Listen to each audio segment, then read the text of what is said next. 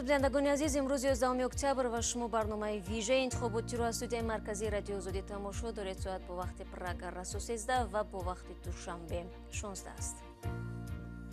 من شالای گلخوجه با جمعی همکارانم طول نیم ساعتی آینده با جریان برگزاری معرکه مهم سیاسی انتخابات پرزیدنتی در تاجیکستان شما را آشنا خواهیم کرد. در برنامه نوبتی این موضوع را داریم. بدون فاصله جسمانی و قسمی هم بین نقاب در ولایت ختلان انتخابات چگونه می‌گذرد؟ از پرزیدنت آینده همه را می‌خواهیم که در شهر کلاب هم وقت آبادی بسیار شود. پرزیدنت امالی رحمان ضمن رای دهی با خبرنگاران صحبت نکرد ولی از هوای خوب گفت. بعضی‌ها در کار و بعضی‌ها در نزد سفارت و چگونه نمایندگی تاجیکستان و روسیه حضور مهاجران کاری را در انتخابات تامین می‌کنند. ما وطنمون تنج باشه ما رو بس یگم چی در کور نیست بو ما خودمون درش بو زندگیمون رو نقص کرده رفتن میگیریم. کمیسیون مرکزی تاجیکستان تا نیمه امروز انتخابات پرزیدنتی در کشور را برگزار شده اعلام کرد. 5 نامزدی که به انتخابات پرزیدنتی در تاجیکستان راه یافتند با برنامه‌های وارد این معرکه شدند که به گفته خودشان برای زندگی شایسته مردم است. اما ساکنان و کارشناسان میگویند در برنامه پیش از انتخابات نامزدها مشکلات واقعی کشور ذکر نشده است. محمود رحمت‌زاده همکار ما در ولایت ختلان با رای دهندگان صحبت کرد و انتظارات آنها را از انتخابات پرسید. در بیشترین نقطه‌های آوازدهی شهر کلوب تا ساعت 9 صبح خیلی کم آدم به نظر می رسید. حوزه‌های رایدهی از ساعت 6 زیر چوره‌های بهداشتی و موسیقی بلند کار را آغاز کرده بودند. خانواده رفتن اومدن. ما دیرتر خستم برای اما اینجا به فرق از اکثر حوزه‌های انتخاباتی دانشجویان در یک وقت در نوبت آوازدهی‌اند بدون فاصله جسمانی و قسم هم به نقاب. بیشتر این دانشجویان در خوابگاه‌های اطراف کالج زندگی می‌کنند. ساکنان شهر کلاب از انتخابات انتظاری‌های گوناگون دارند. از پرزیدنت آینده همه را می‌خواهیم که در شهر کلاب هم وقت آبادی بسیار شود و خود خوراک شهر ارزان شود، نرخ‌ها پست خنبند، نگاهبین خلق بسیارتر بینند، عمارت‌های ساختمان بسیار شود و زندگی باز بهتر شود. ما همه را می‌خواهیم. پرزیدنت آینده میخوام که باز هم جمهوریمون باز هم آباد کند، نقش شود، گل بشکفد، زیست زندگی خلق بهتر شود. کمیسیون مرکزی انتخابات آمار نو اشتراک مردم در انتخابات پرزیدنتی را نشر کرد. مسئولان گفتند تا ساعت 12 حدود بیش از 46% رای دهندگان در انتخابات اشتراک کرده اند. انتخابات تاجیکستان تنها در صورت اشتراک بیش از 50% انتخاب کنندگان برگزار شده حساب می شود. گزارش محمود رحمت‌زاده بود. ضمن انتخابات نوبتی نخستین معرکه سیاسی در تاجیکستان است که در شرایط پاندمی کووید 19 و نگرانی ها از گسترش بیماری همگیر برگزار می شود. متخصصان سازمان جهانی بهداشت مشورت داده بودند که نظارت قاعده های بهداشتی در این معرکه سرودم جدی گرفته شود. از جنوب تاجیکستان رو می‌آوریم به مرکز دوشنبه. همکارم سرویناز روح الله اعلان نتیجه های کمیسیون مرکزی انتخابات و رای پرسی را پیگیری دارد و سخن را به او می‌دهم.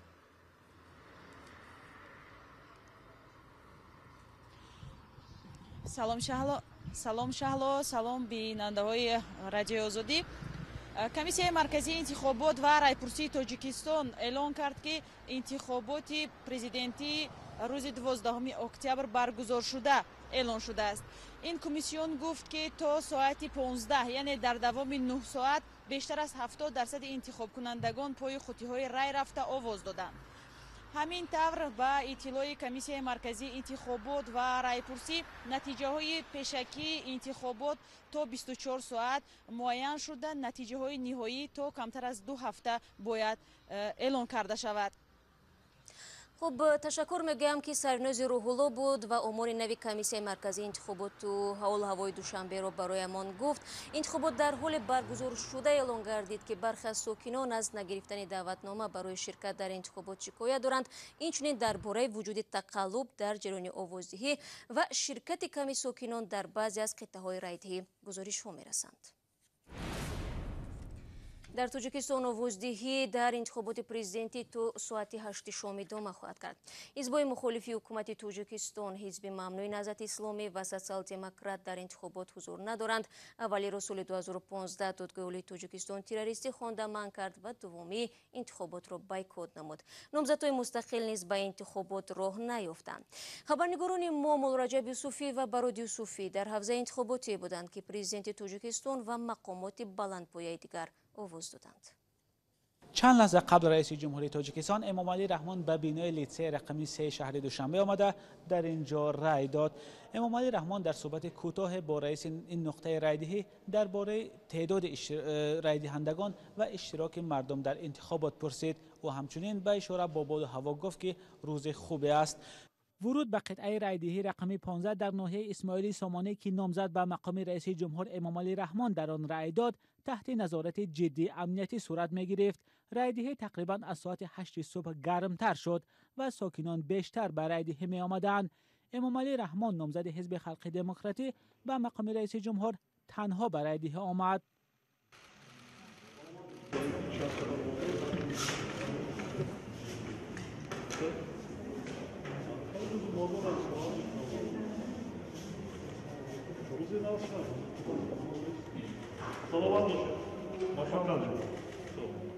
قبل از رئیس جمهور رستم امامعلی رئیس مجلس ملی و محمد سعید عبیدالله نیز به تنهایی در این قطعه رایدهی آواز دادند.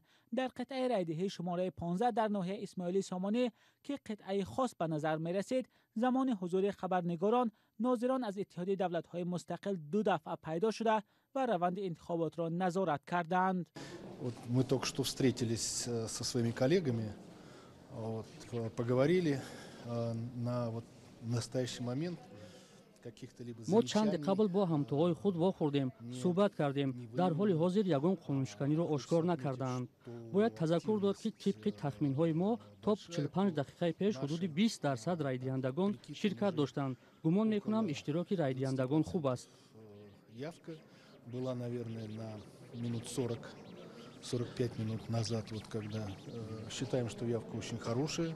این ششمین انتخابات پرزیدنتی در تاجیکستان است. از سال 1994 به این طرف در این انتخابات ها امام علی رحمان رئیس جمهوری فعلی پیروز شده است و در عموم 28 سال سر قدرت است. گزارش مولرجب یوسفی رو با هم تماشا کردیم. این همکاری ما در برابر آن که آوازی امام علی رحمان را پیگیری کرد، همزمان با این با مخالفان حکومت نیز صحبت داشت. خب ببینیم که آنها برایش چی گفتند. بله شهلا، از 7 حزب سیاسی رسمی در تاجیکستان تا حال هیچ یک از حزب‌های سیاسی درباره روند انتخابات اظهار نظر نکردند. 5 نامزدی که در انتخابات شرکت دارند همگی با آن امیدوارند که در انتخابات پیروز میشوند، اما حزب سوسیال دموکراتی تاجیکستان که یگانه نیروی مخالف رسمی در داخل کشور نام برده می شود قبلا انتخابات را بایکوت کرده بود و رحمت الله ظاهرف رئیس این حزب امروز در صحبت با ما گفت که خود و طرفدارانش به رایدهی نرفتند، چون به گفته ظاهرف اگر حتی آنها به رایدهی رفته ضد همه نامزدها رای دهند، باز هم مسئولین کمیسیون مرکزی انتخابات شماره را دیگر میکنند. البته مقامات از جمله مسئولین کمیسیون مرکزی انتخابات همیشه این ادعاها را رد کردند.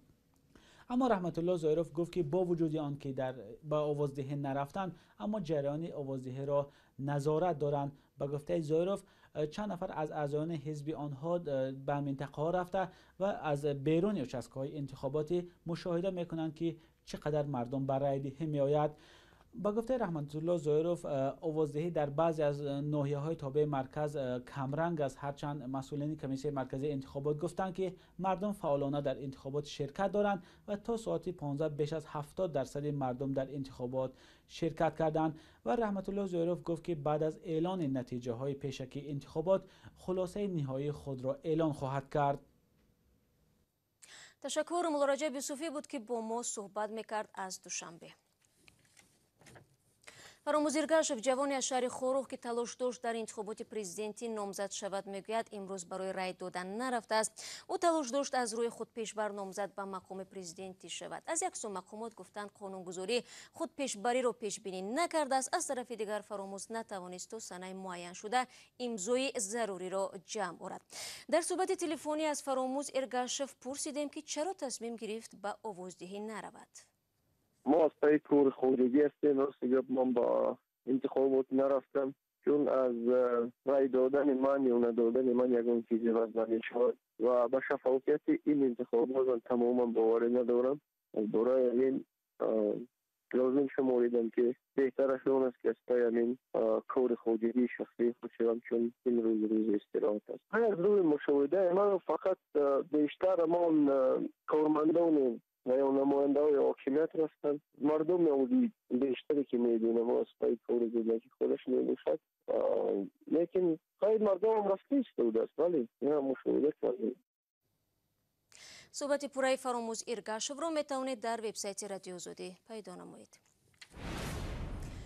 ҳудуди 1 миллион аҳолии тоҷикистон ки бахши аъзами онҳо шахсони қобили рай ҳастанд дар берун аз кишвар ва аксаран дар русия ба сар мебаранд. дар ин кишвар ҳамагӣ 5 нуқтаи райдиҳӣ ташкил карда шудааст ва бархи аз муҳоҷирон мегӯянд роҳашон аз ин нуқтаҳои райдиҳӣ дур аст. ҳоло талош мекунам бо ҳамкорам умед бубуматов дар Москав тамоси мустақимро барқарор кунам ва агар имкон аст. Умед, добрый день еще раз. Что нового у вас для нас? Новостей почти нет. Скорее всего, то количество трудовых мигрантов, которые подвозили при помощи автобусов, оно закончилось. Как видите, за мной уже почти пусто. И большая часть тех, которые должны были прийти, скорее всего, уже проголосовали, судя по всему. Здесь остались и приходят только единично те, кто живет, наверное, здесь, работает в Москве. А вот массовых подвозов уже нет. Вот и все новости, те, которые были за эти 2-3 часа. Значит, Умед, по вашим наблюдениям, есть ли мигранты, которые приехали по собственной воле или же прежде всего был организован? Как я сказал, организованные были, но сейчас уже одиночные. Конечно же, идут и те, кто идет по собственному желанию, они продолжают идти, и, скорее всего, их будет небольшое количество. Насколько я понял, уже большая часть тех, кого планировали, уже проголосовали. А какое настроение у них? Шахло. Настроение обычное. Сегодня воскресный день в Москве. И, скорее всего, вот несколько человек, которые подходили и разговаривали со мной, не на камеру, они сами утверждали, что в прошлый раз на парламентских выборах было больше людей, и сейчас почему-то мало. Ну, наверное, это связано с пандемией или еще какие-нибудь причины, но в этот раз действительно на президентских выборах людей намного меньше, и это заметно. Все-таки хочется узнать, чувствуется ли в Москве, что сегодня у таджикистанцев особый день, или нет, все тихо? Ну, в социальных сетях бурлят, в социальных сетях говорят об этом, а здесь на улицах с теми людьми, с которыми нам удалось, они знают, что выборы, ну, те, которые знают, и те, кто приходит, для них тоже выборы, наверное, особый день для тех, кто приходит на выборы. А те, кто не пришел, наверное, считают, что это неважные выборы для них, потому их нет сегодня. Умед, благодарю вас и хорошего дня вам. Бинандагони азиз, Умед Бубуматов буд ки аз назди сафорати Тоҷикистон дар Москва бо мо суҳбат мекард ва ҳамон гунае ки фаҳмидем ба фарқ аз интихоботи парлумонӣ аз рӯи мушоҳидаҳои ӯ ин дафъа мардум камтар будааст.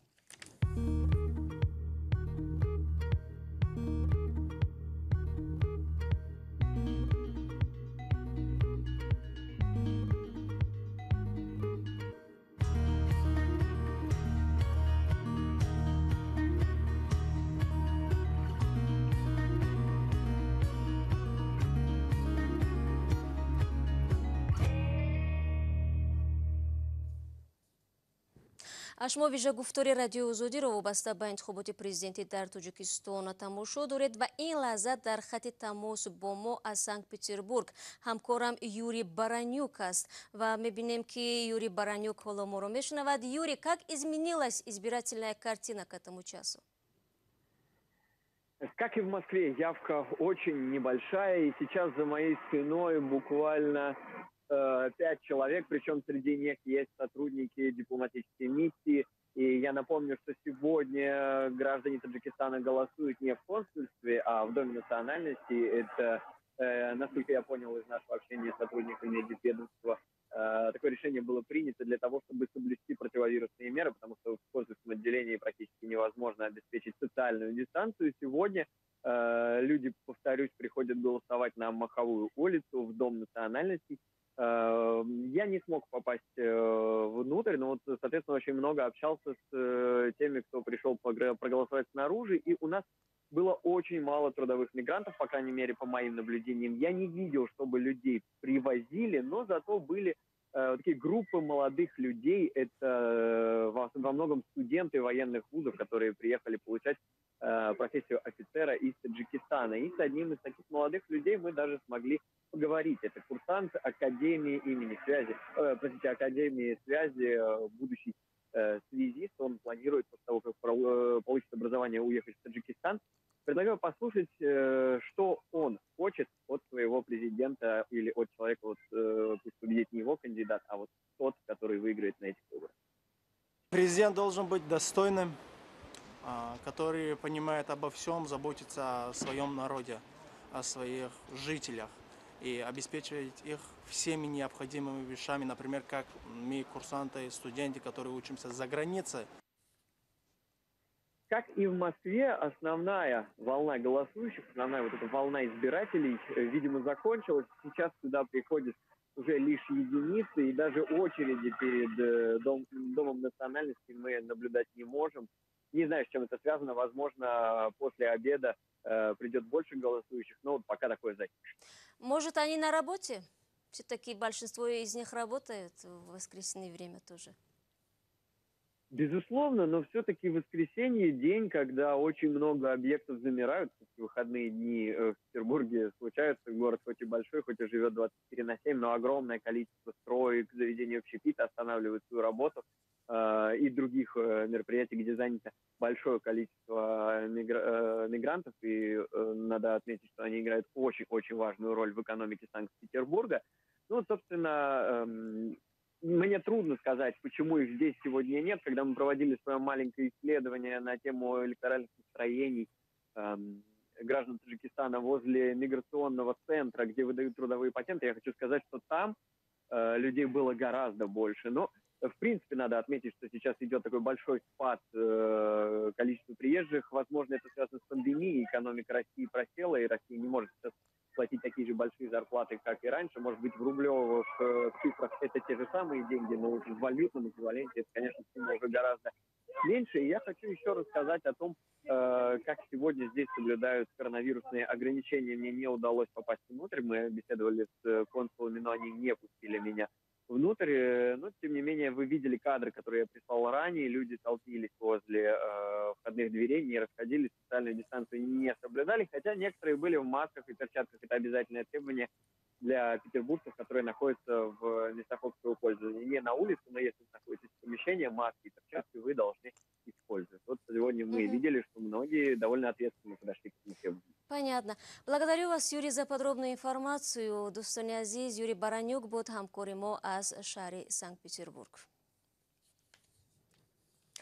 ما تا این دم دیدیم که در گوشه های روسیه انتخابات چگونه جریان دارد. دفتر مطبوعاتی کمیسیون مرکزی انتخابات و رایپرسی تاجیکستان گفت برای شهروندان در 29 کشور خارجی 39 قطعه آوازدهی تشکیل شده است. همکارم میرزانبی خالقزاد تلاش کرد بفهمد در سفارت کشورهای اروپایی این معرکه سیاسی چگونه میگذرد.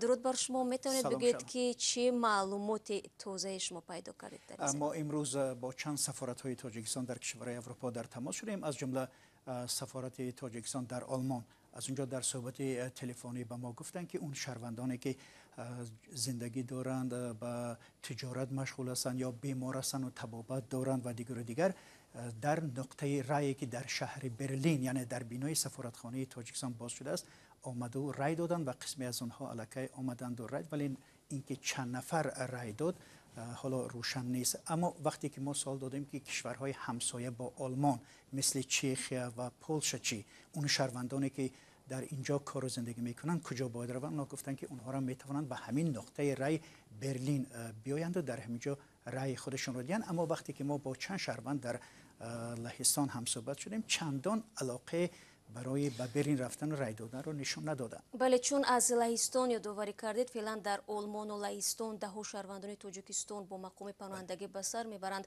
آنها حق رایدهی دارند و من چی میگویند که میروند به رایدهی نمیروند؟ ببینید همونطوری که پیشتر گفتم با چند شهروند تاجیکستان در لهستان هم صحبت شدم، از جمله معاون رئیس حزب سوسیال دموکراتی تاجیکستان علیم شیرزمانوف گفت که از بس که مقامی پناهنده سیاسی را در لهستان دارد از این رو نمیتواند که برود و به قلمرو تاجیکستان یعنی به بینای سفارت تاجیکستان وارد شود و رای دهد، زیرا میگد که این نقصی بود و باش لهستان خواهد شد که این قانونشکنی راه نمیدهد. ولی صرف نظر از این هم وای گفت که از بس که حزب آنها یعنی سوسیال دموکرات این انتخابات رو تحریم کرده است، از این رو گفت ما با این وجود هم نمیرفت و یعنی رای نمیداده است. ولی وقتی که من همین سوال رو به حقوق شناس جمشید یوروف که وی هم در لهستان به سر میبرد پرسیدم، گفت که کنستیتوسی تاجیکستان گفت اجازه میتید و اون صرف نظر از اینکه پناهنده است مهاجر است میتواند برود و رای دهد. حالا بگذاریم من و چند از سفارتخانه‌های تاجیکستان در کشورهای عربی هم صحبت شدم، از جمله سفیر تاجیکستان در کویت زبیدلو زاده گفت که تا همین لحظه‌ای که ما صحبت داشتیم 41 نفر اومدند و رای خود را دادند و با همین یعنی انتخابات در این نقطه رای به انجام رسید. و هم از سفارت تاجیکستان در امارات متحده عرب هم گفتن که تا 20 نفر تا همین لحظه‌ای که ما تلفنی صحبت داشتیم اومدند و رای خودشون را دادند و حالا رای ادامه دارد. و همونطوری که شما ذکر کردید یعنی در بروسل، واشنگتن، وین، بله، ضمن از امریکا چی در اونجا هم کم نیست؟ در امریکا و بریتانیا هم عیناً ما صحبت داشتیم، آنها گفتن که در اینجا هم یعنی که از صبح ساعتی 6 به وقتی یعنی این کشورها نقطه‌های رای باز شد و تا ساعت 8 بیگو به وقتی همین کشورها انتخابات ادامه میکند و هر دیگرگونه‌ای که شد و تازگی به دست ما اومد حتما به توجه بینندگان میرسند. خب چی گفتند؟ سالهای قبلی فعال بودند اونهایی که در خارج هستند در انتخابات شرکت میکردند یا نه؟ بله، در انتخابات پیشتر که ما شاهد تقریبا 4 انتخابات دیگر هستیم میگفتن که آنها میرفتن رأی خود را میدادن، چون که در اونجا نامزدهایی بودن که همشون از یک سمت یا از یک طرف نبودن، چون که مخالف هم بودن. از این رو آنها علاقه داشتن که باید حتما روند و رأی خودشون رو برای انتخاب پرزیدنتشان معلوم کنن. تشکر میگم برای شما برای صحبت. بینندگان عزیز، میرزا نبی خالقزاد بود در پهلویم در استودیو که از ویژگی آوازدهی برای شهروندان تاجیکستان در خارج کشور صحبت کرد. نامزدی که امروز در انتخابات پرزیدنتی پیروز می شود برای 7 سال آینده زمام قدرت را در دست خواهد داشت. مقامات میگویند تقدیر انتخابات در دست مردم است. خود مردم به چی نظرند و تا کجا نامزدها را میشناسند و از برنامه‌هایشان خبر دارند؟ از نظرپرسی همکارم افسانه اکابر شویو میفهمیم که در کوچه های دوشنبه انجام داده است. کاری خودم میگم بعد انتخابات خود نامزدهای میدونید که ها پرزیدنت شدن یکم برنامه هاشون کرده شناس هستی؟ نه هیچ کسی نمیدونه. آواز میدین نکتی؟ میدیم البته. با کی آواز دادن هم میدونید؟ میدونم. با همین نامزدها شناس شدید؟ یکم ملاقاتشون بودید؟ نه. برنامه هاشون هم میدونید؟ نه که نمیدونمش. یکم نامزد نامشون هم میدونید؟ да, میبینیم да, شناس شدم. Идете вообще сегодня? Конечно, конечно. А вы знакомы с программами кандидатов? Нет, я с программами не знакома. خب کده. همه نامزدهای میشناسید شما؟ میشناسید. شما همه این نامزدهای میدونید در این؟ میدونم. همشون؟ همشون. نامشون هم گفته میتونم؟ میدونم. مثلا کیو و غیر از این؟ کیو 4 تا. کیها نامشون نامشون یک رستم میخواست رستم نه از برنامه‌شون یگان چه بر ندیدم خود این نامزدها را میتوانید نمبر کنید؟ نه یکم بار همشون ندیدم.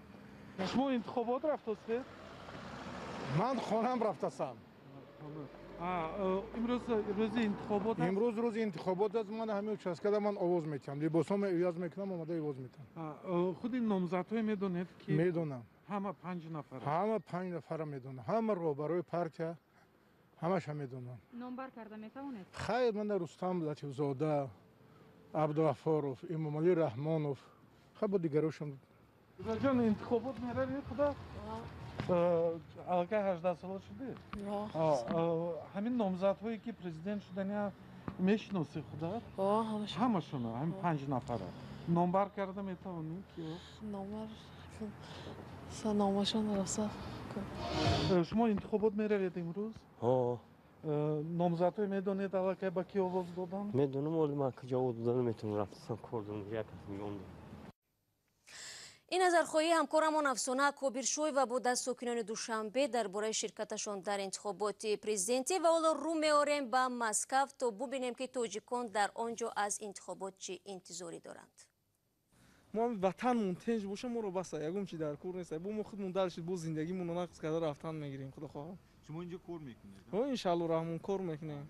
در کجا کار میکنید؟ در ساختمان؟ نه ساختمان ده. یا ساختمان داریم کار میکنیم. آوردن که اینجا ما اوستی که ما گفتیم اومدیم اوز موندیم. شما یکمین که امروز اوز دادید؟ یکمین انسانی که ما در اومدیم اوز دادیم. نومتون چی؟ ما صحبت الله. صحبت الله رحمت بشما. یکمش آبادانی، دویمش تینجی دولتمون. بعد من همین مهاجرایی که میبیان در دیگه دولت ها کار میکنن و فرق نداره کدام دولت با همون آدم ها را حقوقشان وای کنن محافظت. شما ویژه گفتار رادیو آزادی را در مورد برگزاری انتخابات پرزیدنتی تماشا دارید. همکاران ما در منطقه‌های مختلف تاجیکستان و روسیه این معرکه سیاسی را پوشش میدهند و همکارم فرزان محمدی در شمال کشور میگوید طبق امورهای رسمی در خوجند بیش از نصف انتخاب کنندگان پای صندوق‌های رایدهی رفتند. امروز مثل دیگر منطقه‌های تاجیکستان در 18 شهر و نواحی ولایت سوق نیز مردم به نامزد قابل اعتبارشان آواز خواهند داد و طبق معلومات ما در حوزه رقم 26 شهر خوجند 64 участк‌های انتخاباتی وجود دارد که در این 64 участк‌های انتخاباتی بیش از 100,000 نفر مردمی یعنی ساکنان قابل رای آواز خواهند داد و حالا من در نزد участки انتخاباتی رقم 27 قرار دارم که اینجا نزدیکی محل زیستی رئیس ولایت سوخت رجبای احمدزاده است و حالا ما شاهد گشتیم که رئیس ولایت نیز با همراهانش برای آواز دادن نامزد قابل اعتبارش به این участки انتخاباتی آمد.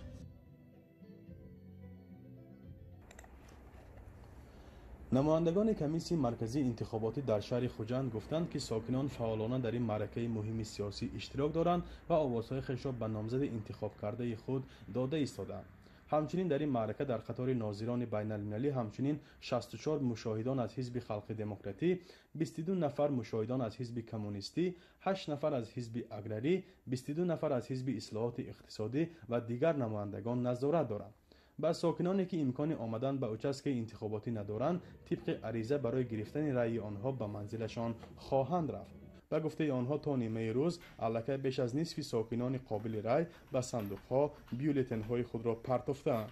در طول 4 ساعت تا ساعت 10 زیاده از 60% انتخاب کنندگان شهر خوجند در انتخابات اشتراک نمودند.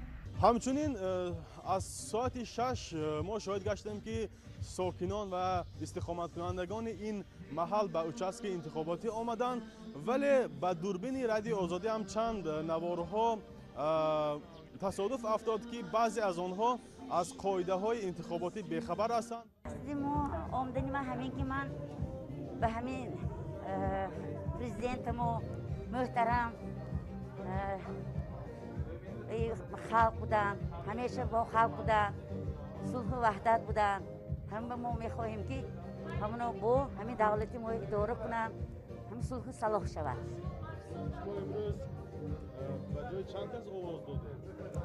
من آواز هم مردم که خودم بینندگان عزیز، اینجا نشر سوم و آخر برنامه خاص انتخاباتی را به پایان میبرم. تا این مدت همراه شما من شهلای گلخوجه بودم. سپاس برای همراهی با یک شما. فردا صبح بر وقت با برنامه نوی نیم ساعته در کنار شما قرار میگیرم. تا اون دم خود را احتیاط کنید.